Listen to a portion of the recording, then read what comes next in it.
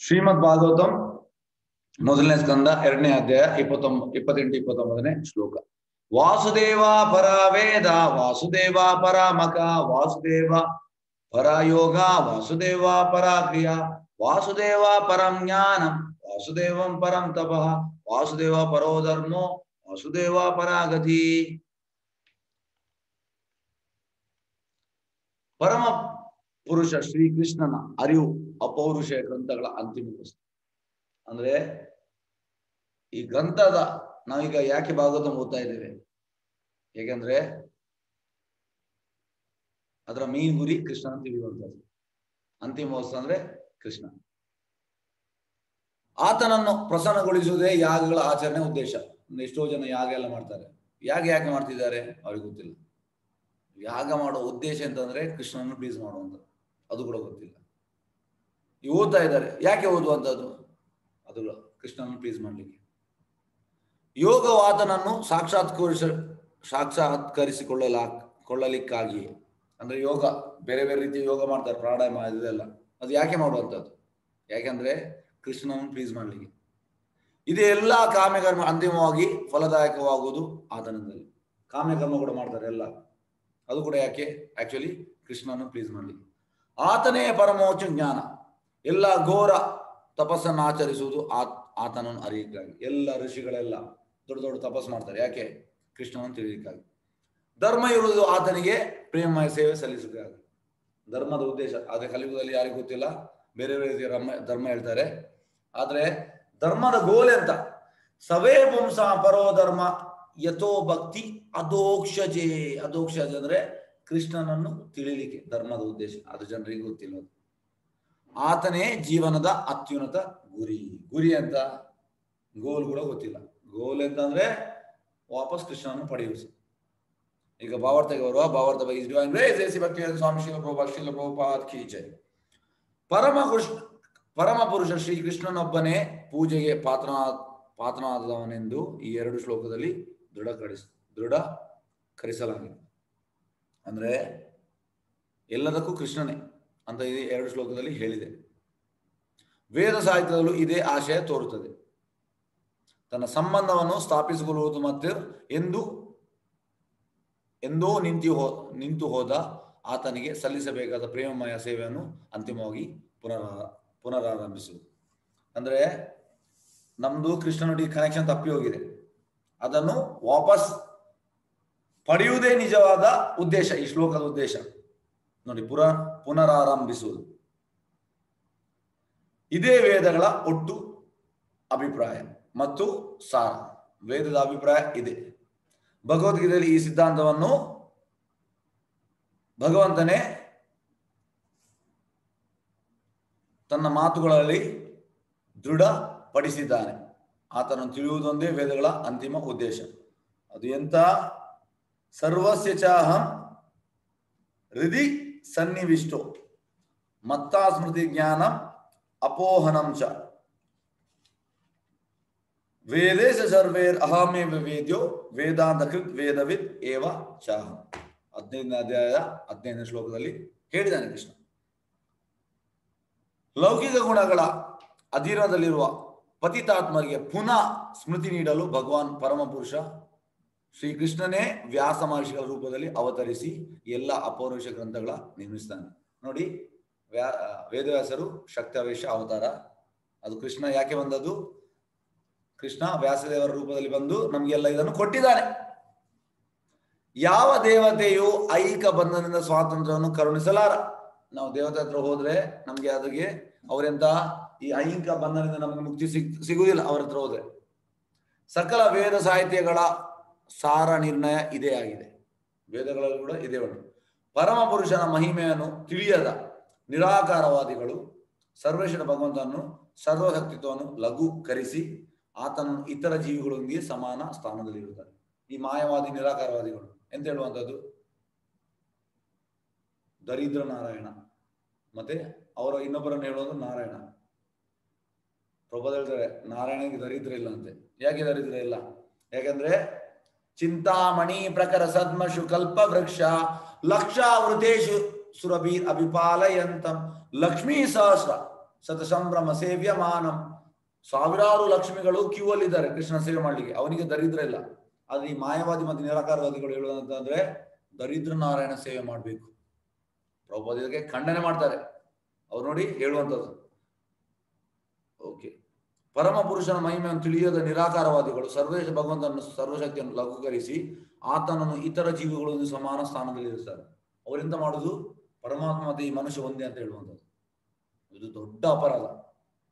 ಮಾಯಾವಾದಿ ಶಜಮಾಬ್ ಹೇಳ್ತಾರೆ, ಮಾಯಾವಾದಿ ಭಾಷಾ ಸುನಿಲ, ಮಾಯಾವಾದಿ ಭಾಷಾ ನೀವು ಕೇಳಿದ್ರೆ ನೀವು ಸರ್ವನಾಶ ಆಗ್ತೀರ ಅಂತ ಶಜಮಾಬ್ ಹೇಳ್ತಾರೆ. ಮಾಯಾವಾದಿ ಭಾಷಾ ಸುನಿಲ ಹೋಯ್ ತು ಸರ್ವನಾಶ ಅಂದ್ರೆ ನಾವು ಸರ್ವನಾಶ ಆಗ್ತೇವೆ ಅವರ ಭಾಷೆಯನ್ನು ಕೇಳಿದ್ರೆ. ಯಾಕೆಂದ್ರೆ ಚಂದ್ರಮಾವು ಮಾಯಾವಾದಿಗಳು ಹೇಳುವಾಗ ಈ ಬೆರಳನ್ನು ಕಿವಿಗೆ ಇಡ್ತಾ ಇದ್ರು. ಅಂದ್ರೆ ಅವರು ದೇವರನ್ನು ಖಂಡನೆ ಮಾಡುವಂಥದ್ದು. ದೇವರಿಗೆ ರೂಪವಿಲ್ಲ, ದೇವರಿಗೆ ಅದಿಲ್ಲ ಇದಿಲ್ಲ. ಅಂದ್ರೆ ಈಗ ನೀವು ಒಬ್ಬರನ್ನು ಕರಿತೀರಿ, ಕರೆದು ನೀವು ಹೇಳ್ತೀರಿ ನಾನು ಅವರನ್ನು ಗುಣಗಾನ ಮಾಡುದು ಅಂತ. ಮತ್ತೆ ನೀವು ಹೇಳ್ತೀರಿ ಅವರನ್ನು, ಈಗ ಸ್ಟೇಜಿಗೆ ಕರಿತೀರಿ, ಇವರಿಗೆ ಕಣ್ಣಿಲ್ಲ, ಇವರಿಗೆ ಮೂಗಿಲ್ಲ, ಇವರಿಗೆ ಬಾಯಿ ಇಲ್ಲ, ಇವರಿಗೆ ರೂಪವಿಲ್ಲ, ಇವರಿಗೆ ಕೈ ಇಲ್ಲ, ಇವರಿಗೆ ಕಾಲಿಲ್ಲ. ಇದು ಗುಣಗಾನವ ಅಲ್ಲ, ಅವರನ್ನು ತೆಗೊಳ್ಳುವುದ? ಇದು ತೆಗೊಳ್ಳುವುದು. ಅದೇ ರೀತಿ ಮಾಯಾವಾದಿ ನಿರಾಕಾರವಾದಿಗಳು ದೇವರನ್ನು ಈ ರೀತಿ, ದೇವರಿಗೆ ರೂಪವಿಲ್ಲ, ದೇವರಿಗೆ ಕಣ್ಣಿಲ್ಲ, ಕಿವಿ ಇಲ್ಲ. ಇದು ದೊಡ್ಡ ಅಪರಾಧ. ಅದನ್ನು ಕೇಳಲೇಬಾರ್ದಂತೆ. ಕಿವಿಗೆ ಹಾಗೆ ಹೇಳುವಾಗ ಈ ಬೆರಳನ್ನು ಕಿವಿಗೆ ಇಡಬೇಕು. ಸಾಧ್ಯವಾದಲ್ಲಿ ಅವರನ್ನು ಡಿಫೀಟ್ ಮಾಡಬೇಕು. ಅವರು ಅಲೌಕಿಕ ಜ್ಞಾನದ ಸಂಸ್ಕಾರವನ್ನು ಪಡೆಯುವಲ್ಲಿ ಅನೇಕ ಜನ್ಮ ಕಳೆದ ಮೇಲೆ ಆತನಿಗೆ ಶರಣಾಗಬಹುದು. ನೋಡಿ, ಕೃಷ್ಣ ಜನ್ಮ ಅವರು ತುಂಬಾ ಜನ್ಮ ತೆಗಿಬೇಕಂತೆ ಆ ಜ್ಞಾನ ಪಡಿಬೇಕಿದ್ರೆ.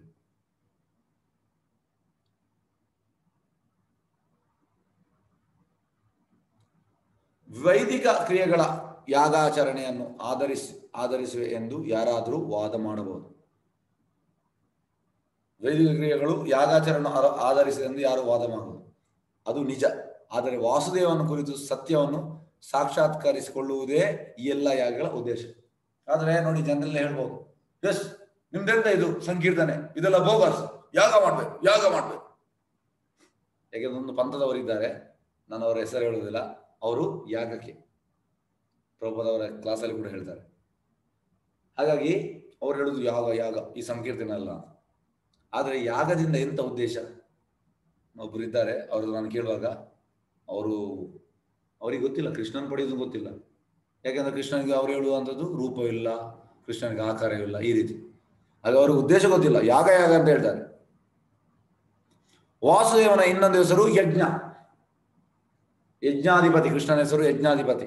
ಯಜ್ಞ ಅಥವಾ ಪರಮ ಪುರುಷ ವಿಷ್ಣುವಿನ ಸಂತೃಪ್ತಿಗಾಗಿ ಎಲ್ಲ ಯಾಗಗಳನ್ನು ಇತರ ಕರ್ಮಗಳನ್ನು ಆಚರಿಸಬೇಕು ಎಂದು ಭಗವದ್ಗೀತೆಯಲ್ಲಿ ಸ್ಪಷ್ಟವಾಗಿ ಹೇಳಲಾಗಿದೆ. ಭಗವದ್ಗೀತೆಯಲ್ಲಿ ಕೂಡ ಉಂಟು. ಇದು ಯೋಗ ಪದ್ಧತಿಗೂ ಅನ್ವಯಿಸುತ್ತದೆ. ಯೋಗ ಎಂದರೆ ಪರಮ ಪುರುಷನೊಂದಿಗೆ ಸಂಪರ್ಕ ಹೊಂದುವುದು. ನೋಡಿ, ಜನರೆಲ್ಲ ಯೋಗ ಅಂದ್ರೆ ಎಂತ ಎಕ್ಸರ್ಸೈಸ್ ಅಂತ ಹೇಳಿಸಿದ್ದಾರೆ. ಯೋಗ ಅಂದ್ರೆ ಕೃಷ್ಣನೊಟ್ಟಿಗೆ ಕನೆಕ್ಟ್ ಆಗು, ಸಂಪರ್ಕ. ಯೋಗದ ಪ್ರಕ್ರಿಯೆಯು ಆಸನ, ಧ್ಯಾನ, ಪ್ರಾಣಾಯಾಮದಂತ ದೈಹಿಕ ವ್ಯಾಯಾಮವನ್ನು ಮತ್ತು ಚಿಂತನೆಯನ್ನು ಒಳಗೊಳ್ಳುತ್ತದೆ. ಆದ್ರೆ ಅದು ಕೂಡ ಇರ್ತದೆ. ಆದ್ರೆ ಮೇನ್ ಎಂತಂದ್ರೆ ಯೋಗ ಅಂದ್ರೆ ಕೃಷ್ಣನನ್ನು ನಾವು ಆಡ್ ಮಾಡುವಂಥದ್ದು. ಆದರೂ ವಾಸುದೇವನ ಅಂತರ್ಯಾಮಿ ಅಂಶವಾದ ಪರಮಾತ್ಮನಲ್ಲಿ ಚಿತ್ತದ ಏಕಾಗ್ರತೆ ಸಾಧಿಸುವುದು ಅವೆಲ್ಲದರ ಉದ್ದೇಶವಾಗಿದೆ. ಪರಮಾತ್ಮ ಸಾಕ್ಷಾತ್ಕಾರ ವಾಸುದೇವನ ಅಂಶಿಕ ಸಾಕ್ಷಾತ್ಕಾರ ಮಾತ್ರವೇ ಆಗಿದೆ.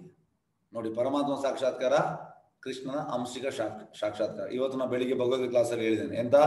ಸೂರ್ಯನ ಕಿರಣ, ಸೂರ್ಯನ ಪ್ಲೇಟ್, ಸನ್ ಡಿಸ್ಕ್, ಮತ್ತೆ ಒಳಗೆ ಸೂರ್ಯ ದೇವರಿದ್ದಾರೆ. ಆ ಸನ್ ಪ್ಲೇಟ್ ಅದು ಕಂಪ್ಲೀಟ್ ಸಾಕ್ಷಾತ್ಕಾರ ಅಲ್ಲ. ಹಾಗೆ ಪರಮಾತ್ಮ ಸಾಕ್ಷಾತ್ಕಾರ ಕೂಡ ಕಂಪ್ಲೀಟ್ ಅಲ್ಲ, ಅಂಶಿಕ ಸಾಕ್ಷಾತ್ಕಾರ ಮಾತ್ರವೇ ಆಗಿದೆ. ಅಂತ ಪ್ರಯತ್ನದಲ್ಲಿ ಯಶಸ್ವಿಯಾದವರು ವಾಸುದೇವನನ್ನು ಪೂರ್ಣವಾಗಿ ಸಾಕ್ಷಾತ್ಕರಿಸಿಕೊಳ್ಳುವರು.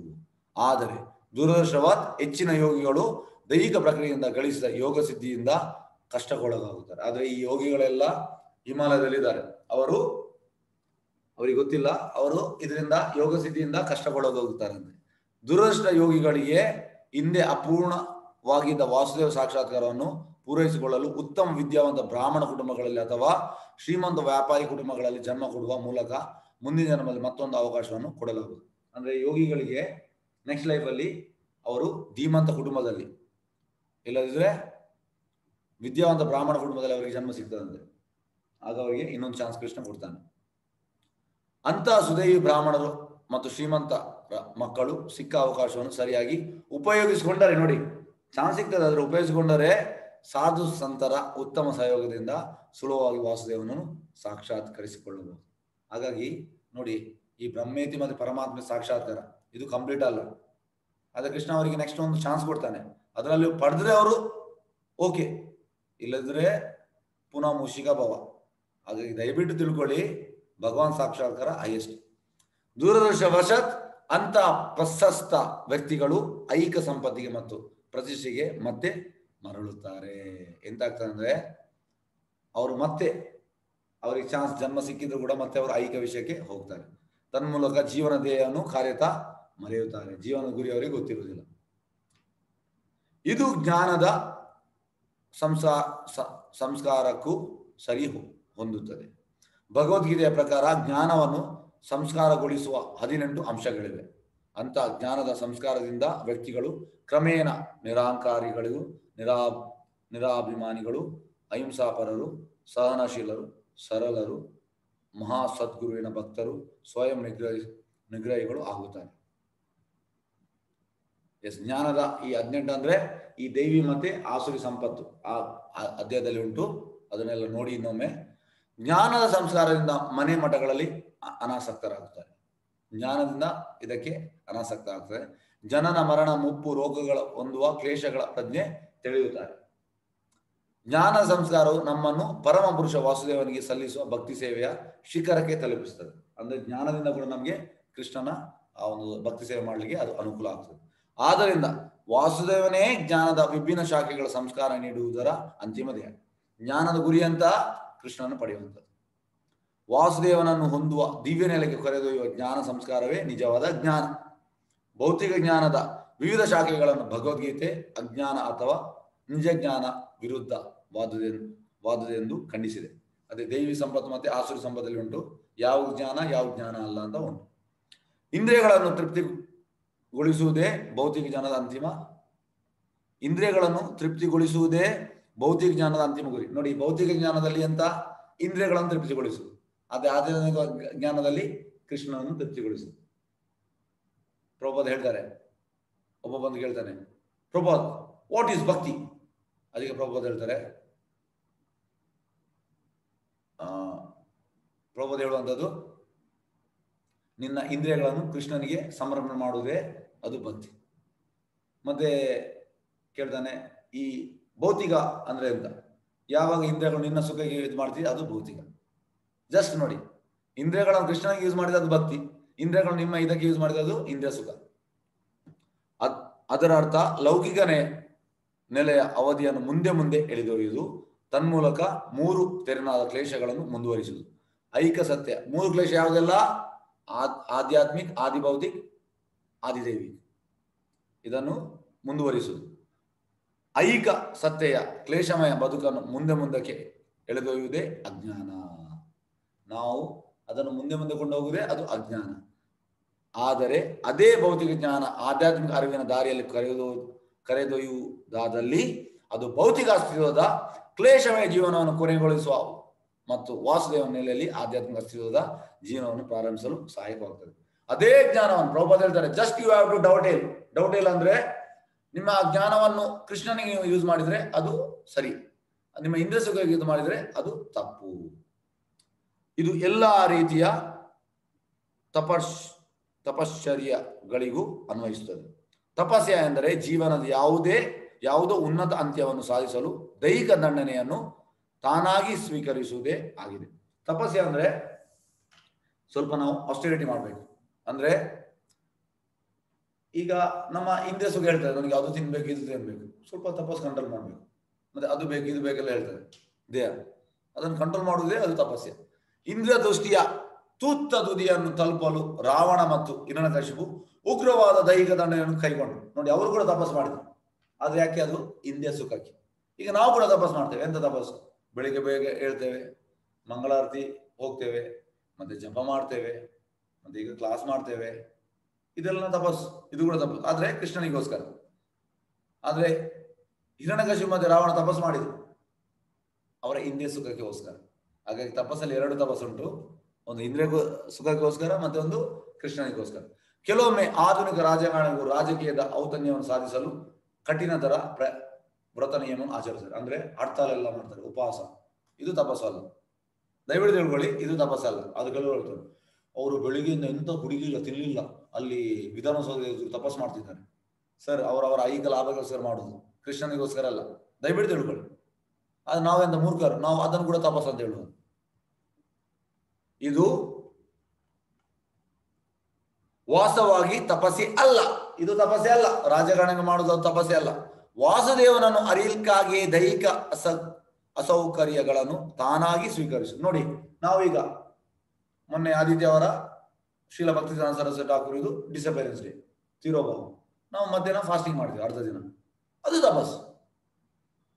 ಮತ್ತೆ ಬೇರೆ ಬೇರೆ ಫೆಸ್ಟಿವಲ್ ಮಾಡಿ ತಪಸ್ ಮಾಡ್ತೇವೆ, ಅದು ತಪಸ್. ಏಕಾದಶಿ ನಾವು ಸ್ವಲ್ಪ ವೃತ್ತ ಮಾಡ್ತೀವಿ, ಅದು ತಪಸ್. ಆದ್ರೆ ಈ ರೀತಿ ಅಲ್ಲ ರಾಜಕಾರಣ ಮಾಡುದು. ಏಕೆಂದ್ರೆ ಅದೇ ತಪಶ್ಚರ್ಯ ನಿಜವಾದ ಕ್ರಮ. ಕೃಷ್ಣನ ಅರಿಯುವುದೇ ಅದಕ್ಕೋಸ್ಕರ ಮಾಡುವುದು ತಪಸ್ಸು. ಮಿಕ್ಕ ಎಲ್ಲಾ ರೀತಿಯ ತಪಶ್ಚರ್ಯಗಳು ರಜೋಗುಣ ಮತ್ತು ತಮೋಗುಣಗಳಿಗೆ ಸೇರುತ್ತದೆ. ನೋಡಿ, ರಾಜಕಾರಣಿಗಳು ಮಾಡಿದ್ದು, ಹಿರಣ್ಯಕಶಿಪು ಮಾಡಿದ್ದು, ಇದೆಲ್ಲ ರಜೋಗುಣ ತಮೋಗುಣ ತಪಸ್ಸು. ಆ ತಪಸ್ಸು ಒಳ್ಳೇದಲ್ಲ. ರಜಸ್ಸು ಮತ್ತು ತಮಸ್ಸು ಬದುಕಿನ ಕ್ಲೇಶಗಳನ್ನು ಕೊನೆಗೊಳಿಸಲಾರದು. ಅದು ನಮ್ಮ ಕ್ಲೇಶಗಳನ್ನು ಸ್ಟಾಪ್ ಮಾಡ್ಲಿಕ್ಕೆ ಆಗುದಿಲ್ಲ. ಅದಕ್ಕೆ ಸತ್ವಗುಣ ಮಾತ್ರ ಬದುಕಿನ 3 ತೆರೆನಾದ ಕ್ಲೇಶಗಳನ್ನು ಉಪಶಮನಗೊಳಿಸುತ್ತದೆ. ಸತ್ವಗುಣದ ತಪಸ್ಸು ನಿಮ್ಮ ಕ್ಲೇಶವನ್ನು ಕೊನೆಗೊಳಿಸುತ್ತದೆ. ಶ್ರೀಕೃಷ್ಣನ ತಂದೆ ತಾಯಿಯರೆಂದು ಕರೆಯಲಾದ ವಾಸುದೇವ ದೇವಕಿಯವರು ವಾಸುದೇವನನ್ನು ತಮ್ಮ ಮಗನಾಗಿ ಪಡೆಯಲು ತಪಸ್ ಮಾಡಿದ್ರು. ನೋಡಿ, 10,000 ವರ್ಷ ತಪಸ್ ಮಾಡಿದ್ರು ಸುತಪ ಮತ್ತೆ ಪ್ರಶ್ನೆ. ಶ್ರೀಕೃಷ್ಣನ ಎಲ್ಲಾ ಜೀವಿಗಳ ತಂದೆ, ಗೀತೆ 14.14. ಆದ್ದರಿಂದ ಆತನೇ ಇತರ ಎಲ್ಲಾ ಜೀವಿಗಳು ಮೂಲ ಪುರುಷ. ಬೇರೆ ಎಲ್ಲಾ ಭೋಗಿಗಳ ನಡುವೆ ಆತನೇ ಮೂಲ ಶಾಶ್ವತ ಭೋಕ್ತೃವಾಗಿದ್ದಾನೆ. ಅಂದ್ರೆ 5ನೇ ಅಧ್ಯಾಯದಲ್ಲಿ ಉಂಟು, ಭೋಕ್ತಾರಾಮ್ ಯಜ್ಞ ತಪಸಾಂ ಸರ್ವಲೋಕ ಮಹೇಶ್ವರಂ. ಕೃಷ್ಣ ನಿಜವಾದ ಭೋಕ್ತಾರ. ನೋಡಿ, ಅವರು ತಪಸ್ ಮಾಡಿದ್ದಾರೆ ಸುತಪ ಮತ್ತೆ ಪ್ರಶ್ನೆ, ಅದು ತಪಸ್ಸು. ಓಕೆ, ಕೃಷ್ಣನ ಪಡೀಲಿಕ್ಕೆ. ಆದ್ದರಿಂದ ಅಜ್ಞಾನಿಗಳು ತಿಳಿದಂತೆ ಯಾರೂ ಆತನ ತಂದೆಯಾಗಲಾರ. ಅಜ್ಞಾನಿಗಳು ಅಂತ ಹೇಳುದು ಯಾರು ಕೂಡ ತಂದೆ ಆಗ್ಬೋದು ಇಲ್ಲಪ್ಪ. ಅವರು ಅಷ್ಟು ತಪಸ್ ಮಾಡಿದಕ್ಕೆ ಅವರಿಗೆ ಆ ಚಾನ್ಸ್ ಸಿಕ್ತು. ಭಾಗವತದಲ್ಲಿ ಉಂಟು, ಎಷ್ಟು ಪುಣ್ಯ ಮಾಡಿದ್ದಾರೆ ದೇವಕಿ ಮತ್ತೆ ವಸುದೇವ. ಅಷ್ಟು ಪುಣ್ಯ ಮಾಡಿದ ಮೇಲೆ ಮತ್ತೆ ಅವರಿಗೆ ಆ ಭಾಗ್ಯ ಸಿಕ್ತಂತೆ. ವಸುದೇವ ಮತ್ತೆ ಪ್ರಶ್ನೆ ಆಗಿರುವಾಗ 10,000 ತಪಸ್ ಮಾಡಿದ ಮೇಲೆ ಕೃಷ್ಣ ಬರ್ತಾನೆ. ಕೃಷ್ಣ ಬಂದು ಅವ್ರು ಹೇಳ್ತಾರೆ, ನಮ್ಗೆ ನೀನು ನನ್ನ ಮಗನಾಗಿ ಹುಟ್ಟಬೇಕು. ಅದಕ್ಕೆ ಕೃಷ್ಣ ಹೇಳುದು, ನೆಕ್ಸ್ಟ್ ಲೈಫ್ ಅಲ್ಲಿ ನೀವು ಅದಿತಿ ಮತ್ತೆ ಕಶ್ಯಪ ಆಗ್ತೀರಿ, ಅದರ ನೆಕ್ಸ್ಟ್ ಲೈಫ್ ದೇವಕಿ ಮತ್ತೆ ವಸುದೇವ ಆಗ್ತೀರಿ, ಆಗ ನಾನು ನೋಡ್ತೇನೆ. ಸುಲಭದಲ್ಲಿ ಕೃಷ್ಣ ಬರ್ಲಿಲ್ಲ. ತಪಸ್ಸಿಗೆ ಪ್ಲೀಸ್ ಆಗಿ ನೆಕ್ಸ್ಟ್ ಲೈಫ್ ಅಲ್ಲ, ನೆಕ್ಸ್ಟ್ ಲೈಫ್ ಅಲ್ಲಿ ಪ್ರಭುಪಾದ ಹೇಳ್ತಾರೆ ಭಾಗವತಮಲ್ಲಿ, ಎಷ್ಟು ಪುಣ್ಯ ಮಾಡಿರ್ಬೇಕು ಅವರು. ಈಗ ಗೋಪಿಗೆಯರು ಕೃಷ್ಣನ ಈ ಎಂತ ಹೇಳುದು ಕೃಷ್ಣ ಲೀಲೆಯಲ್ಲಿ ಗೋಪಿಗೆಯರಾಗಲಿಕ್ಕೆ ತುಂಬಾ ಪುಣ್ಯ ಮಾಡಿದಾರಂತೆ. ಸುಲಭದಲ್ಲಿ ಆ ಭಾಗ್ಯ ಸಿಗುವುದಿಲ್ಲ. ಆದ್ದರಿಂದ ಅಜ್ಞಾನಿಗಳು ತಿಳಿದಂತೆ ಯಾರು ಆತನ ತಂದೆಯಾಗಲಾರರು. ವಸುದೇವ ದೇವಕಿಯ ತೀವ್ರವಾದ ತಪಶ್ಚರ್ಯದಿಂದ ಪ್ರಸನ್ನಾದ ಭಗವಂತನು ಶ್ರೀಕೃಷ್ಣ ಅವರ ಮಗನಾಗಲು ಒಪ್ಪಿಕೊಂಡನು. ಆದ್ದರಿಂದ ಯಾವುದೇ ತಪಶ್ಚರ್ಯವನ್ನು ಮಾಡುವುದಾದಲ್ಲಿ ಜ್ಞಾನದ ಅಂತ್ಯವೆನಿಸಿದ ವಾಸುದೇವನನ್ನು ಹೊಂದಲಿಕ್ಕಾಗಿಯೇ ಮಾಡಬೇಕು. ಯಾವುದೇ ತಪಸ್ ಮಾಡಿದ್ರು ಅದು ಕೃಷ್ಣನ ಪ್ಲೀಸ್ ಮಾಡ್ಲಿಕ್ಕೆ ಇರಬೇಕು. ವಾಸುದೇವನೇ ಪರಮ ಪುರುಷ ಶ್ರೀಕೃಷ್ಣನಾಗಿದ್ದಾನೆ. ಹಿಂದೆ ವಿವರಿಸಿದಂತೆ ಪರಮ ಪುರುಷನ ಮೂಲ ರೂಪ ತಾನಾಗಿ ಅಸಂಖ್ಯ ರೂಪಗಳಲ್ಲಿ ವಿಸ್ತರಿಸುತ್ತದೆ. ಅಂತ ರೂಪಗಳ ವಿಸ್ತರಣೆಯು ಅವನ ನಾನಾ ಶಕ್ತಿಗಳಿಂದ ಸಾಧ್ಯವಿದೆ. ಅಂದ್ರೆ ಕೃಷ್ಣನಿಗೆ ಅನೇಕ ರೂಪ ಉಂಟು, ಅವನ ಶಕ್ತಿಗಳ ಕೂಡ ನಾನಾ ವಿಧವಾಗಿದೆ. ಅವನ ಅಂತರಂಗ ಶಕ್ತಿ ಗುಣಾತ್ಮಕವಾಗಿ ಮೇಲ್ಮಟ್ಟದಾಗಿದೆ. ಅಂದ್ರೆ ಅಂತರಂಗ ಶಕ್ತಿ, ಈ ಇಂಟರ್ನಲ್ ಪೊಟೆನ್ಸಿ ಅದು ಮೇಲ್ಮಟ್ಟದಾಗಿದೆ. ಬಹಿರಂಗ ಶಕ್ತಿಗಳು ಕೆಳಮಟ್ಟದ, ಯಾವುದು ಈ ಎಕ್ಸ್ಟರ್ನಲ್ ಪೊಟೆನ್ಸಿ. ಅವುಗಳನ್ನು ಪರ ಮತ್ತು ಅಪರ ಪ್ರಕೃತಿಗಳೆಂದು ಭಗವದ್ಗೀತೆಯಲ್ಲಿ 7.4 to 6 ವಿವರಿಸಲಾಗಿದೆ. ಪರಾಶಕ್ತಿ ಮತ್ತೆ ಅಪರಾಶಕ್ತಿ. ಆದ್ದರಿಂದ ಅಂತರಂಗ ಶಕ್ತಿಗಳ ಮೂಲಕ ಕಾಣಿಸಿಕೊಳ್ಳುವ ಆತನ ವಿಸ್ತರಣೆದ ನಾನಾ ರೂಪಗಳು ಮೇಲ್ಮಟ್ಟದ ರೂಪಗಳು. ಅಂತರಂಗ ಶಕ್ತಿ ಮೂಲಕ ಕಾಣಿಸಿಕೊಳ್ಳುವ ಅವನ ವಿಸ್ತರಣದ ನಾನಾ ರೂಪಗಳು ಅದು ಮೇಲ್ಮಟ್ಟದ. ಅದು ನಮ್ಗೆ ಅದ್ರ ಬಗ್ಗೆ ಎಂತಂದ್ರೆ ನಾವು ಬಹಿರಂಗ ಶಕ್ತಿ ಇಲ್ಲದ ಕಾರಣ ನಮ್ಗೆ ಅದು ತಿಳಿಯುವುದಿಲ್ಲ. ಅಂತರಂಗ ಶಕ್ತಿ ನಮ್ಗೆ ಅರ್ಥ ಆಗುದು. ಅಂತೆಯೇ ಬಹಿರಂಗ ಶಕ್ತಿಗಳ ಮೂಲಕ ಕಾಣಿಸಿಕೊಳ್ಳುವ ವಿಸ್ತರಣವು ಕೆಳಮಟ್ಟದ ರೂಪಗಳಾಗಿದೆ. ಜೀವಿಗಳು ಕೂಡ ಆತನ ವಿಸ್ತರಣೆ, ನಾವೆಲ್ಲ ಅವನ ವಿಸ್ತರಣೆ. ಆತನ ಅಂತರಂಗ ಶಕ್ತಿ ವಿಸ್ತರಣೆಗೊಂಡ ಆದ ಜೀವಿಗಳು ಶಾಶ್ವತವಾಗಿ ಮುಕ್ತರಾಗಿರುವರು. ಆಕ್ಚುಲಿ ನಾವು ಕೂಡ ಕೃಷ್ಣನ ಅಂಶ, ಮಮೇವ ಅಂಶ, ಜೀವಲೋಕೆ ಜೀವಭೂತ ಸನಾತನ, ನಾವು ಕೃಷ್ಣನ ಅಂಶ. ಹಾಗೆ ಐಕ ಶಕ್ತಿಯ ಮೂಲಕ ವಿಸ್ತರಣೆಗೊಂಡಿರುವವರು ಶಾಶ್ವತವಾಗಿ ಬದ್ಧಾತ್ಮರಾಗಿರುತ್ತಾರೆ. ಅಂದ್ರೆ ನಾವು ಈಗ ಈ ಬಹಿರಂಗ ಶಕ್ತಿಯಲ್ಲಿದ್ದರೆ ಹಾಗಾಗಿ ನಾವು ಬದ್ಧಾತ್ಮರು. ಆದ್ದರಿಂದ ಜ್ಞಾನದ ಎಲ್ಲಾ ಸಂಸ್ಕಾರಗಳು, ತಪಶ್ಚರ್ಯಗಳು, ಯಾಗ ಮತ್ತು ಕರ್ಮಗಳು ನಮ್ಮ ಮೇಲೆ ಪರಿಣಾಮ ಮಾಡುವ ಪ್ರಭಾವವು ಗುಣಮಟ್ಟವನ್ನು ಬದಲಾಯಿಸುವ ಗುರಿಯನ್ನು ಹೊಂದಿರಬೇಕು. ಹಾಗಾಗಿ ಎಂತಂದ್ರೆ ಈ ಸಂಸಾರ ಜ್ಞಾನದೆಲ್ಲ ಜ್ಞಾನ, ತಪಶ್ಚರ್ಯ, ಯಾಗ, ಕರ್ಮಗಳು ಇದೆಲ್ಲ ಎಂತ ಮಾಡ್ಬೇಕಂದ್ರೆ ನಮ್ಮ ಗುರಿ ಅಂತ ಕೃಷ್ಣನ ಪಡೆಯುವುದು, ಅದಕ್ಕೆ ನಾವು ಯೂಸ್ ಮಾಡಬೇಕು. ವರ್ತಮಾನದಲ್ಲಿ ನಾವೆಲ್ಲ ಭಗವಂತನ ಬಹಿರಂಗ ಶಕ್ತಿಗಳನ್ನು ನಿಯಂತ್ರಿತರಾಗಿವೆ. ಅಂದ್ರೆ ನಾವೆಲ್ಲ ಈಗ ಬಹಿರಂಗ ಶಕ್ತಿಯಲ್ಲಿ ಇದ್ದೇವೆ. ನಾವು ಅಂತರಂಗ ಶಕ್ತಿ ಬರಬೇಕು. ಪ್ರಭಾವದ ಗುಣಮಟ್ಟವನ್ನು ಬದಲಾಯಿಸೋಕ್ಕಾಗಿ ನಾವು ಆಧ್ಯಾತ್ಮಿಕ ಶಕ್ತಿಯನ್ನು ಬೆಳೆಸಿಕೊಳ್ಳಲು ಪ್ರಯತ್ನ ಪಡಬೇಕು. ನಾವು ಅಂತರಂಗ ಶಕ್ತಿ ಬೆಳೆಸಿಕೊಳ್ಳಲು ಪ್ರಯತ್ನ ಪಡಬೇಕು. ಭಗವದ್ಗೀತೆಯಲ್ಲಿ ಸ್ಪಷ್ಟವಾಗಿ ಹೀಗೆ ಹೇಳಲಾಗಿದೆ: ಮಹಾತ್ಮರಾದರು ಅಥವಾ ಶ್ರೀಕೃಷ್ಣನ ಸೇವೆಯಲ್ಲಿ ತೊಡಗಿರುವಷ್ಟು ವಿಶಾಲವಾದ ಮನಸ್ಸುಳ್ಳವರು ಅಂತರಂಗ ಶಕ್ತಿಯ ಪ್ರಭಾವಕ್ಕೆ ಒಳಗಾಗುತ್ತಾರೆ. ಮಹಾತ್ಮಾನಾಸ್ತು ಮಾಂ ಪಾರ್ಥ ದೈವಿ ಪ್ರಕೃತಿ ಆಶ್ರಿತ. ಭಗವದ್ಗೀತೆಯಲ್ಲಿ ಉಂಟು. ಮಹಾತ್ಮರು ಈ ಬಹಿರಂಗ ಶಕ್ತಿಯಲ್ಲಿ ಇಲ್ಲ, ಅವರು ಅಂತರಂಗ ಶಕ್ತಿಯಲ್ಲಿ ಇದ್ದಾರೆ. ನಾವು ಮಹಾತ್ಮರು, ಈಗ ಪ್ರಭುಪಾದ ಮಹಾತ್ಮರು, ಅವರ ದಾರಿಯಲ್ಲಿ ನಾವು ಹೋಗ್ಬೇಕು, ಅವರ ಪಾದದಲ್ಲಿ ನಾವು ಅಡ್ಡ ಬೀಳ್ಬೇಕು, ಮತ್ತೆ ಅವರು ನಮ್ಮನ್ನು ಅಂತರಂಗ ಶಕ್ತಿಗೆ ಕೊಂಡೋಗ್ತಾರೆ. ಮಹಾತ್ಮಾನಾಸ್ತು ಮಾಂ ಪಾರ್ಥ ದೈವಿ ಪ್ರಕೃತಿ, ಅವರು ಆ ದೈವಿಕ ಗುಣದಲ್ಲಿದ್ದಾರೆ. ಪರಿಣಾಮವಾಗಿ ಅಂತವರು ಮಹಾತ್ಮರಾದವರು ಅಥವಾ ಶ್ರೀಕೃಷ್ಣ ಸೇವೆಯಲ್ಲಿ ತೊಡಗಿರುವಷ್ಟು ವಿಶಾಲವಾದ ಮನಸ್ಸುಗಳು ಅಂತರಂಗ ಶಕ್ತಿಯ ಪ್ರಭಾವಕ್ಕೆ ಒಳಗಾಗುತ್ತಾರೆ. ಆದರೆ ಅದರ ಪರಿಣಾಮವಾಗಿ ಅಂತವರು ಸತತವಾಗಿ ವಿಷಯಾಂತರವಿಲ್ಲದೆ ಭಗವಂತನ ಸೇವೆಯಲ್ಲಿ ತೊಡಗಿರ್ತಾರೆ. ನೋಡಿ, ಅವ್ರು ಯಾಕೆ 24 ಗಂಟೆ ಕೃಷ್ಣನ ಸೇವೆಯಲ್ಲಿ ತೊಡಗಿ? ಯಾಕಂದ್ರೆ ಅವರು ಅಂತರಂಗ ಶಕ್ತಿಯಲ್ಲಿ ಇದ್ದಾರೆ, ನಾವು ಬಹಿರಂಗ ಶಕ್ತಿಯಲ್ಲಿ ಇದ್ದೇವೆ. ಹಾಗೆ ನಮಗೆ 24 ಗಂಟೆ ಸೇವೆ ಮಾಡ್ಲಿಕ್ಕೆ ಆಗುದಿಲ್ಲ. ಅದೇ ಜೀವನದ ಗುರಿಯಾಗಿರ್ಬೇಕು. ನೋಡಿ, ಜೀವನದ ಗುರಿ ಅಂತ ನಾವು 24 ಗಂಟೆ ಕೃಷ್ಣನ ಸ್ಮರಣೆ ಇರುವುದೇ ಗುರಿಯಾಗಿರ್ಬೇಕು. ಅದೇ ಎಲ್ಲ ವೈದಿಕ ಸಾಹಿತ್ಯಗಳ ಸಾರ ನಿರ್ಣಯ. ಕಾಮ್ಯ ಕರ್ಮಗಳ ಬಗ್ಗೆ ಯಾರೂ ತಲೆ ಕೆಡಿಸಿಕೊಳ್ಳಬಾರದು ಅಥವಾ ದಿವ್ಯ ಜ್ಞಾನವನ್ನು ಕುರಿತು ಸೂಕ್ಷ್ಮ ಊಹಾತ್ಮಕ ಚಿಂತನೆ ಮಾಡಬಾರದು. ನೋಡಿ, ನಾವೆಲ್ಲ ಎಂತ ಮಾಡುದು? ಈ ಜ್ಞಾನದವನ್ನು ಕುರಿತು ಊಹಾತ್ಮಕ ಚಿಂತನೆ. ನನ್ನ ಪ್ರಕಾರ ಹೀಗೆ, ನನ್ನ ಪ್ರಕಾರ ಹೀಗೆ. ಸರ್, ನಿಮ್ಮ ಪ್ರಕಾರ ಅಲ್ಲ, ಶಾಸ್ತ್ರದ ಪ್ರಕಾರ ಮತ್ತೆ ಇಂಥ ಶುದ್ಧ ಭಕ್ತರ ಪ್ರಕಾರ, ನಿಮ್ಮ ಪ್ರಕಾರ ಅಲ್ಲ. ನಿಮ್ಮ ಈ ಊಹಾತ್ಮಕ ಚಿಂತನೆ ಬಿಡಿ. ಯಾಕಂದ್ರೆ ನೀವು ಈಗ ಕೃಷ್ಣ 100% ಕೃಷ್ಣ ಒರಿಜಿನಲ್ ಅಲ್ಲ. ಸಾಹಿತ್ಯದ ಬಗ್ಗೆ ಯಾರು ತಡೆಗಡಿಸಿಕೊಳ್ಳಬಾರದು ಅಥವಾ ದಿವ್ಯ ಜ್ಞಾನವನ್ನು ಕುರಿತು ಸೂಕ್ಷ್ಮ ಊಹಾತ್ಮಕ ಚಿಂತನೆ. ನೋಡಿ, ಊಹಾತ್ಮಕ ಚಿಂತನೆ ನಾವು ಬಿಡ್ಬೇಕು. ಕೆಲವರು ಹೇಳ್ತಾರೆ, ನನ್ನ ಪ್ರಕಾರ ಕೃಷ್ಣ ಶಕ್ತಿ. ಸರ್, ಕೃಷ್ಣ ಶಕ್ತಿಮಾನ್, ಕೃಷ್ಣನಿಗೆ ರೂಪ ಉಂಟು. ನಿಮ್ಮ ಊಹಾತ್ಮಕ ಚಿಂತನೆ ಬಿಡಿ. ಪ್ರತಿಯೊಬ್ಬನು ಭಗವಂತನ ದಿವ್ಯ ಪ್ರೇಮಮಯ ಸೇವೆಯಲ್ಲಿ ಒಮ್ಮೆಗೆ ತನ್ನನ್ನು ತೊಡಗಿಸಿಕೊಳ್ಳಬೇಕು.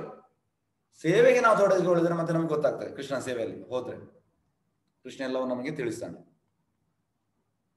ಲಾಸ್ಟ್, ಐಕ ಪ್ರಪಂಚದ ಸೃಷ್ಟಿ ಸ್ಥಿತಿ ಲಯಗಳಲ್ಲಿ ಭಗವಂತನ ಬೇರೆ ಬೇರೆ ಕೈಗಳಾಗಿ ಕೆಲಸ ಮಾಡುವ ವಿಭಿನ್ನ ದೇವತೆಗಳನ್ನು ಪೂಜಿಸಬಾರದು. ನೋಡಿ, ದೇವತೆಗಳನ್ನು ಪೂಜಿಸಬಾರದು. ಯಾಕೆಂದ್ರೆ ಅವರು ಭಗವಂತನ ಬೇರೆ ಬೇರೆ ಕೈಗಳಾಗಿ ಕೆಲಸ ಮಾಡ್ತಾರೆ. ಭಗವಂತ ಅವರಿಗೆ ಕೆಲಸ ಕೊಟ್ಟಿದ್ದ ಜವಾಬ್ದಾರಿ, ಅದನ್ನು ಮಾಡ್ತಾ ಇದ್ದಾರೆ. ಅಸಂಖ್ಯಾತ ಶಕ್ತಿ ಸಂಪನ್ನ ದೇವತೆಗಳಿದ್ದಾರೆ. ಅವರು ಐಕ ಪ್ರಪಂಚದ ಬಾಹ್ಯ ಆಡಳಿತವನ್ನು ನೋಡಿಕೊಳ್ಳುತ್ತಾರೆ. ಅವರಿಗೆ ಈ ಜವಾಬ್ದಾರಿ ಕೊಡುತ್ತಾರೆ. ಯಾವುದು? ಈ ಭೌತಿಕ ಲೋಕದ.